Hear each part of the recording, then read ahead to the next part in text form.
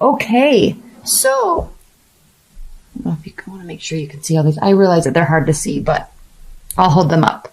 So we have the 8 of Swords, 9 of Coins, King of Swords, the Sun. Look at these major arcanas. The Sun, the Lovers, the Tower, the Emperor, Page of Wands, and 9 of Wands. And then again, we have the Chariot, major arcana. Okay. At the center of the deck, which is very exciting, is the Lover's card. So the Lover's card is the card of Gemini. It speaks of head and heart decisions. So it's not just love. It's not just blending two souls in a soulmate type of union. It's actually a decision card. And when you're making a decision about your love life or about someone, it doesn't just entail feelings, does it? There's more to it. How are they in life? How are they with people? How do they drive? Are they good with their finances? All that type of stuff. And if you look, these two people are facing each other. They still hold their autonomy though. Okay, they're still independent beings, but they are facing each other. And they're surrounded by this orb, energy, light, however you want to look at it. They're surrounded by this orb that is protecting their union, but they are still two individual people. So this is a beautiful card, and it's interesting that they're surrounded by the Sun, the most positive, complete happiness, joy, success card in the tarot deck, the card of Leo, and then the Tower. So there's going to be this elation followed by a disruption. And in December for you, Scorpios. And then we have the Emperor card also, which means protecting, right? Fighting for a purpose, fighting with a purpose, and taking charge, making decisions, taking directed action towards your love life. Okay, so this first row, 8 of Swords. So something's going on here, Scorpios, where there is love, or a heavy focus on love, decision about love, but whatever it is, you're kind of feeling a little paralyzed as the month kicks off. Now, these aren't really linear in terms of time, but this is the first card, and the center card is the Lover's card. And so something with respect to your love life is causing you to reevaluate the situation. And I'm saying that even more so because we have the 9 of Pentacles next, which is the card of, again, back to being autonomous, an independent being, loving your possible single life, maybe wanting to have your single life, maybe focusing on your single life. Say in terms of thinking, I don't want to be single anymore. I want to find love. So those are some types of thoughts, but whatever it is that you're thinking about here, Scorpios, it is causing you to feel a little bit paralyzed. And then we have the King of Swords. So are you dealing with an air sign? Gemini, Libra, Aquarius. Are you approaching your love life with strategy? Okay. Somebody could be entering your life, this whole decision, this elation, this happiness, this positivity, this union, this separation, this upset that we have here. Is that part of the strategy? Are they causing this? All right, so just something to think about. One thing I will say, though, Scorpios, just by looking at these first 6 cards with the Chariot, I'm not necessarily seeing that anybody's leaving or specifically coming into your life. Somebody's already there. Very possible that it's a Aries because we have the Emperor, very possible, or a fire sign, very possible that it is an air sign. But it is causing you to have to really think and reevaluate how happy you are, how upset you are, where you want to be with this person. All right, big decisions. Do you want to be with the person? Do you want to be single? It's causing you to feel paralyzed, but it is also causing you a couple different things. All right. Oh boy. It's also causing you, this paralysis, mental paralysis, is also causing you to want to make changes, make a decision, move forward in whatever way. It's kind of interesting that these two horses, they're trying to pull in different directions, but they're tied together, so they're all going in the same direction. So you know something has to be done. You know a direction has to be chosen, but it is scaring you a little bit. And then we have these two cards, which are very interesting. The Seven of Wands, your defenses are up. Maybe their defenses are up. And then the Seven of Cups. So choices, decisions, options.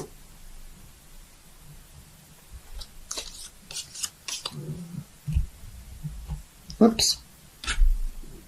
Choices, decisions, and options, Scorpios. You're not going to be afraid. If this is representing your energy, you're not going to be afraid to make decisions. You are going to be willing to fight for what you believe in, fight for what you want, fight for who you want. I mean, look at this diagonal here. There could very well be two options, two personalities, including you. So a third person, including you.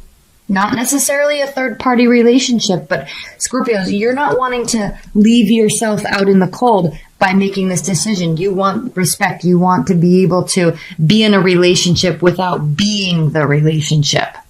Correct? Page of Wands. And fire sign energy. Moving forward, taking action, communicating, not being afraid to communicate. And then we have the Nine of Wands. This whole bottom row is fire sign, fire energy. The Nine of Wands, I mean, you're not ready to give up. You know the battle is almost over. You may be tired. You may be exhausted. Whatever happened here with this tarot, this Tower card, whatever happened here possibly with the King of Swords, whatever happened here possibly with the Emperor, and really thinking about how you're going to do this without leaving yourself out in the cold. It is a very daunting experience for you this month, Scorpios. And then we have the Two of Coins. So yes, a decision has to be reached. You can't be in limbo, juggling forever. And you know this. You don't want to do that. Oh my gosh, my dogs are driving me nuts. The Two of Cups. Now, what I love about the Two of Cups, I know I keep holding these up quickly, but look at the Two of Cups and look at the Lovers card. Do you see how they're different? In the Lovers card, they're facing each other. They're touching. They're surrounded by each other's energies. They're encompassing each other's energies. But in the Two of Cups, this is why this is considered kind of the soulmate card, because look, they're lifting up their emotions and their energies into the sky, kind of leaving it up to the universe. However, they're being answered by their souls. You can see they're kind of transparent. They're facing the same direction. And the transparency of their souls is what's so beautiful about this card. The transparency of their bodies and their being, because they can intertwine and connect and feel that energy and release that energy into trust and faith that it is how it is supposed to be. But the Lovers card is different. That's why the Lovers card is a decision card. This paralysis that you're in, Scorpios, with the Eight of Swords, it's because you ultimately want this. And you're trying to figure out how you can have this cohesiveness, connection, and maintain your autonomy. Now, the Nine of Coins is clarified by the Moon. The Moon is showing up for everybody this month. I mean, I think I've done 4 readings so far. This is the 5th one. Here's the Moon again. It's been in every single reading. Secrets, hidden information, deep-seated thoughts about and feelings about your emotions, trying to figure it out, trying to sort it out, but something does get illuminated. The Moon illuminates these rough emotions, this rough water. The Moon is illuminating it. That's why you have to be by yourself while you figure this out, while you sort this out. And King of Swords, clarified by the Six of Swords, a journey, maybe temporarily leaving a situation to figure something out. The next card actually is the Eight of Cups. So, yes, you're going to be stepping away, or somebody's going to be stepping away just to figure stuff out. Not necessarily leaving. I really still don't show that here, but I feel like this is kind of a temporary, so you could sort your thoughts out, sort your emotions out about what you have, what you want. And the Eight of Cups is clarifying the Sun, which is the most positive, happy card. And so this leaving, this removing to sort emotions is for the purpose of ultimately finding happiness. And then we have the Three of Wands. So you're going to be getting what you want. And the Scorpios, you're so good at making and getting what you want anyway. I mean, you know how to connect with people because you're a water sign. You know really how to connect with people emotionally. And that really serves you well. And so once you sort out in your mind who you want or how you want it to be, even if you're in a committed relationship, how you want it to be, how you want your partner to be, and how you react and respond to them, you're going to be getting, a positive result. The Tower card is clarified by the Devil. So hidden addictions,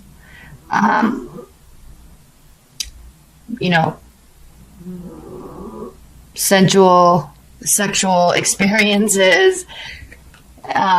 Is that what this disruption is about? Does somebody else come into the picture? And I'm not saying if you're in a long-term committed bond, I'm not saying that there's going to be cheating going on or anything, but there's kind of this underlying, underlying tone of wanting this connection, wanting this spiritual connection.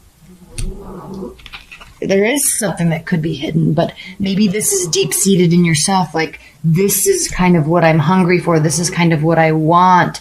And you may be kind of being pulled by this lure of somebody or even your current partner. So it's like you kind of are craving this dark side a little bit in December. Amongst all this happiness, that's part of why I feel like there's so much confusion.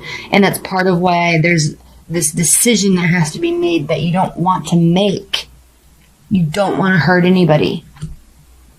Five of Pentacles, clarifying the Emperor. Someone's left out in the cold. Either they're leaving you out in the cold or you're leaving them out in the cold. Not necessarily for good, but there's a shift. There's a definite shift.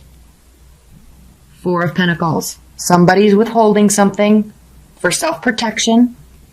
And then the Knight of Wands. So it's almost as if you're trying to communicate to possibly this fire sign that you want to take a break, or you're needing to figure something out, and then they come in with their Knight of Wands attitude and say, they keep coming back. They keep coming back. They don't want you to leave. They don't want to leave. There is Nine of Wands. There is fight left. They have fight left. You have fight left. Now, let me just overview with this, okay? Long-term committed bond that is in a good place.